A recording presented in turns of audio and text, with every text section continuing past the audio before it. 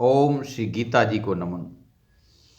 परम योगी परम योधा परम ज्ञानी परम गुण निधान सतचित आनंद मूरत परमेश्वर श्री कृष्ण प्रणाम। श्री गुरुदेव निज चरणन नमन। सुमरू सकल गुरुतिल्य हमारे मात पिता पूर्वज सुमरू में जीवन देने वारे। संत महात्मा वैष्णव सुमरू ज्ञान बढ़ाने वाले। ब्रजवासी सब जन सुमरू जो गोविंद सहारे। नमन। आज गीता जी के 7वें श्लोक पर जिसमें दुर्योधन और द्रोणाचार्य जी का संवाद है। फिर दुर्योधन अपने गुरुदेव को कह रहे हैं, अस्माकं तो विशिष्टा ये तान्य बोध दुजोत्तमा मा नायिका मम सैनस्य संज्ञार्थ तान ब्रवीम ते। हमारी जो सेना के, उसके गद्य अर्थ, हमारी जो सेना के विशिष्ट नायक हैं उन्हें तुम्हारी जानकारी के लिए हे श्रेष्ठ दुज आपको बता रहा हूँ। इसको गीतका में, गोपाल गीतका में इस प्रकार कहा गया है, बता रहा दुज उत्तम तुमको, बता रहा दुज उत्तम तुमको विशेष निपुण नायक हमारे। सखो तुम सारी जानकारी, रखो तुम सारी जानकारी संचालक सेनानी भारे। गुरुदेव को ये बताने का उसका क्या तात्पर्य है। वह उन्हें दुज बोल रहा है, न विप्र बोला है न ब्राह्मण बोला है। आज के संसार में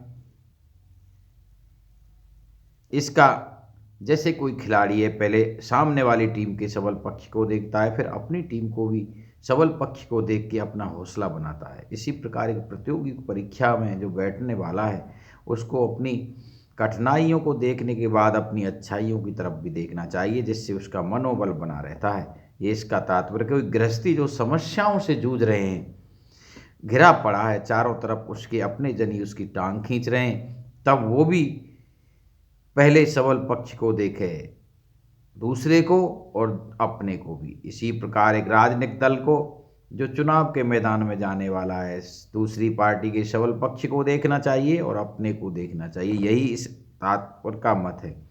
अब आते हैं दुर्योधन की बातों पर। न तो वो कुछ समझ में आ रही हैं, अति उत्साह में रंजित और अति लोभ के कारण बुद्धि उसकी भ्रमित है। अपने गुरुदेव को वो ऐसे बता रहा है जैसे किसी नादान बच्चे को। उसका कहने का अर्थ, वो दुज बोल रहा है, उनको विप्र और ब्राह्मण भी नहीं बोला गया है, जबकि ये इसकी ब्राह्मण की दूसरी ही कैटेगरी है।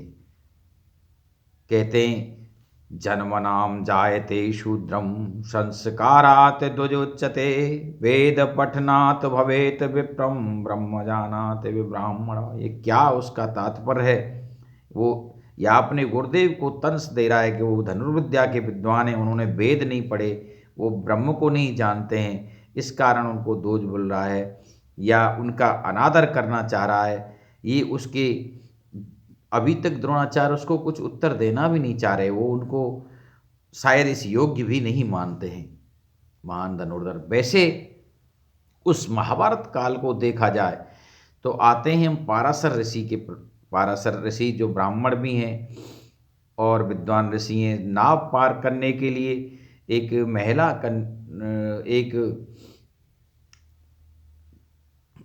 कन्या, मलाह की कन्या पर आसक्त हो जाते हैं और उससे एक पुत्र का जन्म होता है। उसको व्यास जी अवतरित होते हैं।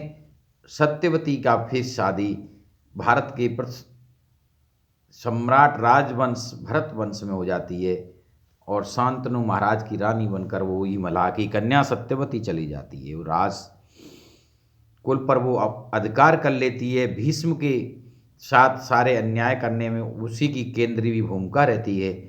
लेकिन उसी व्यास जी से जो मल्हा की कन्या से उत्पन्न हुए हैं, उसी से इनके धृतराष्ट्र और पांडु और विदुर का जन्म हुआ है।